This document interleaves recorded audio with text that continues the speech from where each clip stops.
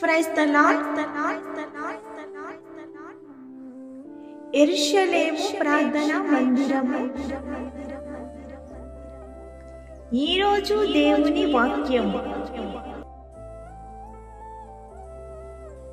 బండను చీల్చగా నీళ్లు ఉబికి వచ్చెను, ఎడారిలలో అవి వేరులై పారెను.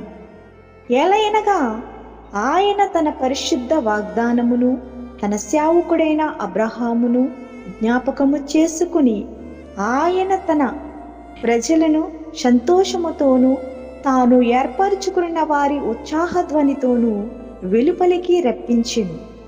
105వ కీర్తన 41, 42, 43వ వచనం. సంఘ కాపరులు ఎన్. డేవిడ్ రాజ్ దీవెన. God bless you all.